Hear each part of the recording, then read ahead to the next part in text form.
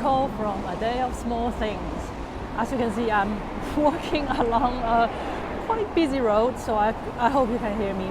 Happy New Year and welcome back to Durham. I'm here for the day. How was your Christmas? How was your New Year? Did you have a break? Did you go anywhere? Did you read anything fun? Making most of the holiday season. I was mostly just writing my essay. I spent the whole Christmas holiday working on my essay, but that's done now. The deadline was a couple of weeks ago, so the seminars are back to normal every 2 weeks. I am walking towards the seminar. This is actually my normal building, but apparently there is a heating issue, so not many people are in there, so we're using a new building today. I've never been, and it's quite far away. It's right on the top of this hill.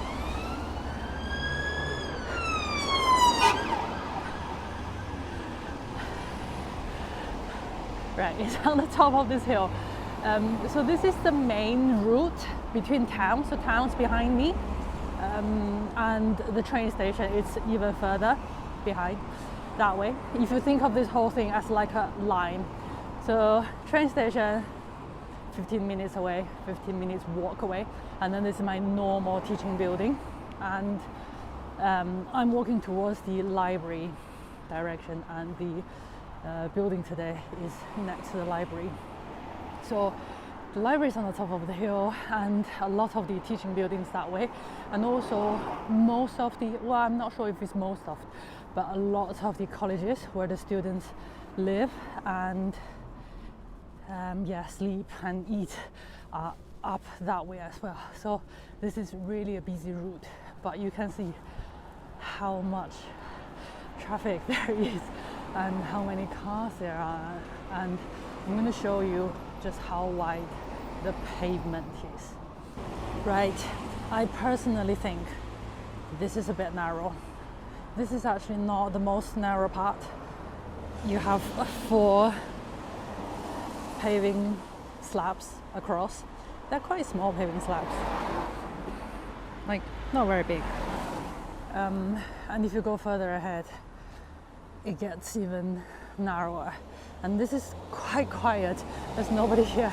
Usually, if you imagine, there's students going up and down both directions and people trying to overtake each other. It's really quite narrow.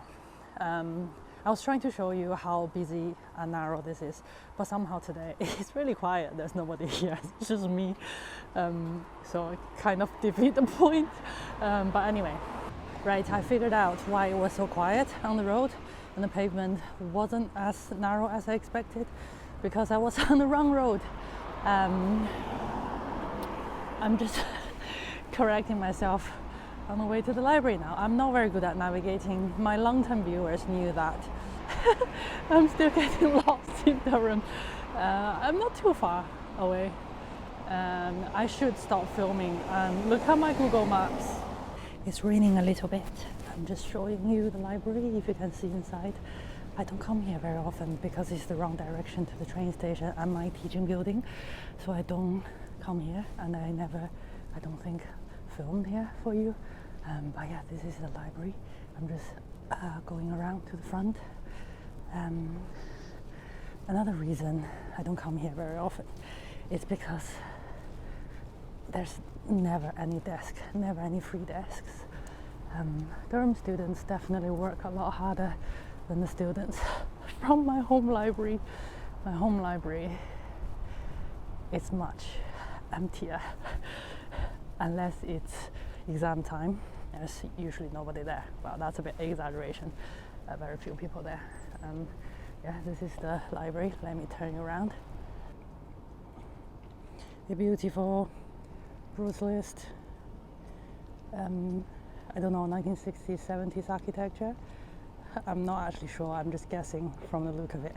And when I say beautiful, I'm being sarcastic, just in case you can't tell. I found my building. Aren't you proud of me? I have whole 5 minutes to spare before the seminar starts as well. You know, in Harry Potter, one of the first things they did, well, Harry and Ron did wrong was that they got lost. That was not fictional. That was not made up at all. UK universities somehow are really confusing. It's very easy to get lost. And that's not excuse for myself for getting lost so often. Inside the buildings somehow are really like a maze. A lot of them are like that. Just put it out there.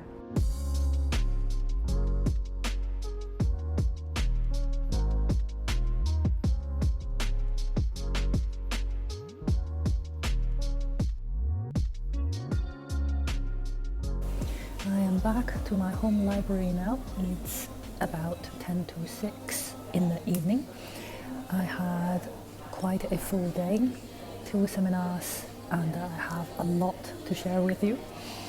This morning it was the dissertation module for each seminar, so every 2 weeks when I go, we are offered something different each time. So almost every time, we had different professors to come and talk to us. And about 2 weeks ago, we had someone came and talked to us about AI and the use of technology. And this morning, we had 2 professors came and talked about textual editing. A quick example is Hamlet. So Hamlet, you might be familiar with. It had at least 3 different editions in the history of its publication. So there was the bad quarto, the good quarto, and the first folio. And that's just an example of one literary work can have 3 different editions, and there is no definitive version. And it happens a lot. So there were 2 professors. One was talking mostly about the medieval and early modern stuff, and the other one was talking about modernist era, specifically The Wasteland by T.S. Eliot. I will just share a couple of things that struck me the most. So from the first half of the seminar, the professor showed us an image of the cover of the John's Gospel from the Lindisfarne Gospel. So Lindisfarne Gospel is an illustrated manuscript gospel book, probably, according to Wikipedia, produced around the years 715 to 720 in the monastery of Lindisfarne. You might not know where Lindisfarne is. It's actually very close to where I live. It's just off the coast of the northeast of England, about an hour drive from me. And I've seen the Lindisfarne Gospel in real life a couple of times. It's in the British Library at the moment. If you ever have a chance to visit the British Library in London, it's just next to King's Cross train station. Please do go and have a look. It's amazing. Just Google it for some pictures. But for the purpose of our video, we saw the cover of John's Gospel. Because it's illustrated, it has beautiful artworks, it has beautiful texts, the word arts, maybe that's the kind of the closest word we have now for that kind of art. All the texts are in Latin, the big texts are in Latin, but within between the lines of the Latin texts, there are tiny little brown color, smaller texts, and they are actually in Old English. I never knew this. In about the 10th century, a guy called Eldred from Chester Street, which is also just about 10 minutes on the train from where I live, this guy did glosses on the Lindisfarne Gospels. So those little brown texts are his handwriting, and his glossary or translation, if you like, of those Latin texts into English, into Old English. And he did the glosses, the translation of the whole of the Lindisfarne Gospel, as far as I understand. And that's kind of mind-blowing, because we always say the first translation, the English translation of the Bible proper, didn't appear until Henry VIII. King James Bible happened during King James. That's 17th century, the beginning of 17th century. That's very, very late, even within the kind of Reformation era. That bit of the history, the English translation of the whole Bible, appeared a lot later than a lot of the European languages. Italian, German, and French, they all had their Bible in their native languages first, as in before English. But even if you say we had Wycliffe's Bible translation, that's still from the 13th century. So this is the 10th century. This is way earlier than that. So just quite amazing. English Bible actually, well, the Gospels at least, was available from the 10th century. That changes things. Well, changes how I rearrange things in my head, at least. So that's something I found very, very interesting. As a minor point from the seminar, as in also very interesting but less impressive, is the fact that medieval editions of the Bible, a lot of them have massive amount of commentary on each page as well. So if you read the Bible, if you're familiar with the Bible and you have a study Bible, you know we got Bible text on the top and then commentaries at the bottom, notes and whatever. And sometimes the ratio of the text is a bit like, depending on if the text is difficult, there might be more commentary than the text. That traces all the way back to the medieval era. If you search Glossa Ordinaria, that's basically a medieval version of a study Bible, I guess. And you can see they got like a chunk, a few verses maybe in the middle of the page, and then all around it are commentaries. The tradition of our study Bible goes all the way back to the medieval era. I find that quite interesting as well. A correction, it's the Lindisfarne Gospels, plural, because there are 4 Gospels, obviously. I'm not very good at doing essays, you probably noticed this already. The negative effect from my mother tongue. It's a linguistic concept that I learned in uni. Basically, plural is signified a bit differently in my mother tongue, not just by adding an S at the end, or whatever the equivalent is at the end. Therefore, when I speak English, I always forget to put S's at the end to signify the plural. So take my words with a pinch of salt. Every time you hear me say a noun, it might be plural, and I just didn't add the S. The second half of the lecture, the seminar, was about the wasteland and how the wasteland came into being, the making of the wasteland. That was so fascinating. I wasn't even breathing. I was listening so hard and trying to taking it in. The Wasteland is a poem by T.S. Eliot, widely regarded as one of the most important English language poems of the 20th century and a central work of modernist poetry. Published in 1922, the same year as Ulysses by James Joyce. I am not familiar with the Wasteland. I'm not very familiar with T.S. Eliot either, although I do want to read his literary criticism, but I haven't read any. But everybody knows about the Wasteland. I think I tried to read it and failed. But anyway, the most surprising thing is that I learned today how much work of this poem was done by Ezra Pound. I've never even heard of this detail. Obviously, I know who Ezra Pound is, and his poems are quite fascinating. I want to read more of his poems, but I had no idea that Ezra Pound is basically the co-author of The Wasteland. He is the editor, and T.S. Eliot himself called Ezra Pound the midwife of his work, and I think he nearly co-authored Ezra Pound in the published book. How come I never knew about this?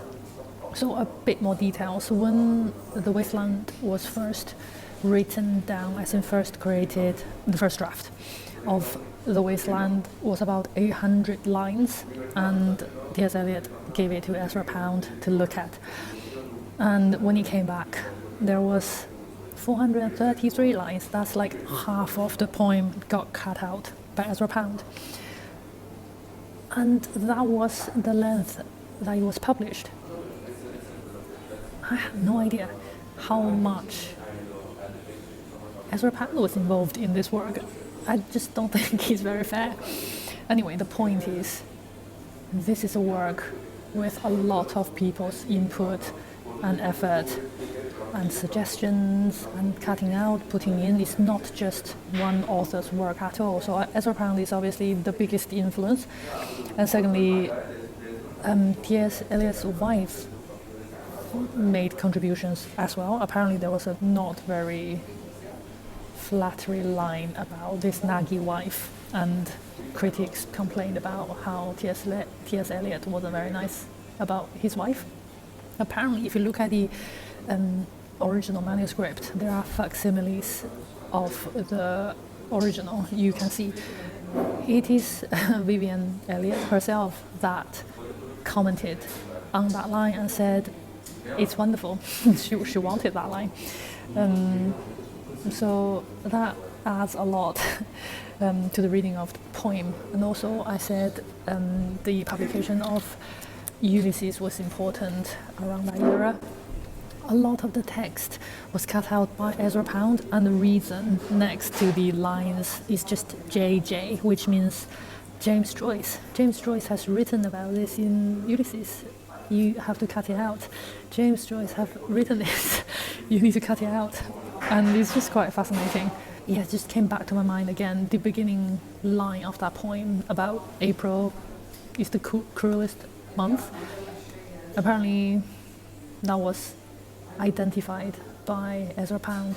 That line became the first line of the poem because Ezra Pound cut everything else before it out of the text. That's just all mind-blowing. And so there are many editions of The Wasteland. I don't want to go into detail. I won't be able to talk very coherently about them anyway. But the conclusion of my professor was that it is actually the 2015 Faber edition that is the original edition, even though it was published about a century later. Okay, that's a lot about just this morning's seminar. I need to move on to this afternoon. So this afternoon it was the Uses of Literature seminar as usual, and today's theme was using literature for consolation, for grieving.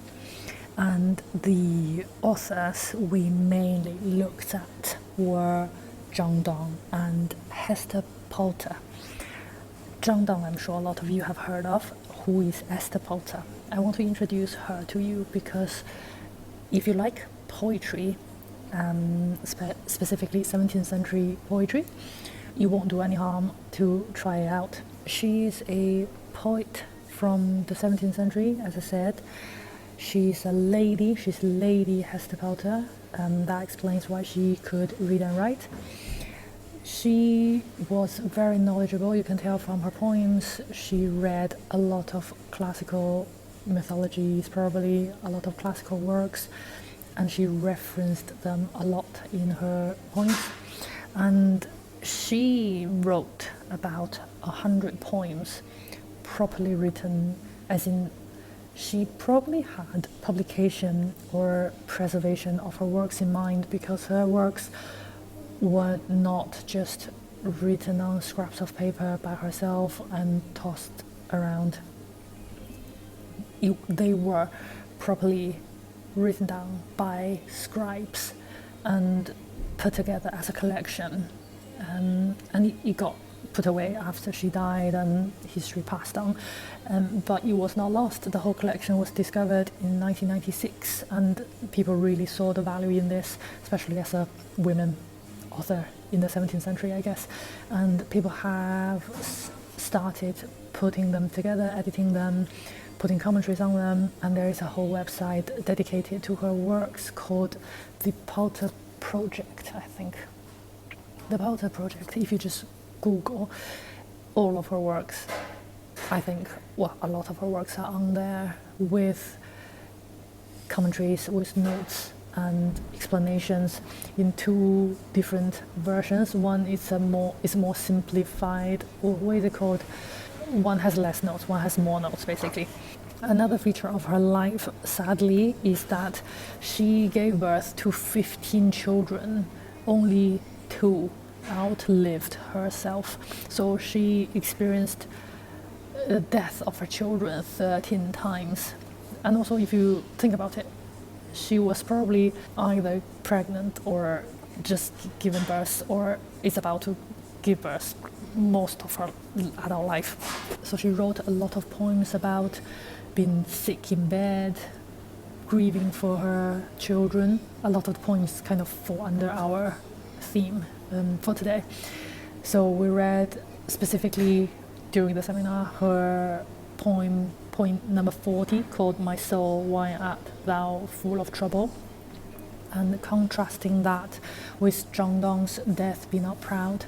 Obviously both talk about death and how they process and understand the idea of death. You might be more familiar with John Donne's poem. It's a holy sonnet, so he directly addressed death. He said, "Death." What does he say? He says, "Death, be not proud, though some have called thee mighty and dreadful, for thou art not so." So he talks directly to death. And he talks about death, you are just like sleep, you are not that mighty, you are a slave to fate, to chance, to kings and desperate man as in people committing suicide, and dust with poison, war and sickness dwell. So death can't just do whatever he likes. He can only work according to the external circumstances. So John Donne is kind of making death small and less powerful. And in the end, he says, "One short sleep past, we wake eternally, and death shall be no more. Death, thou shalt die," which is quite a famous line.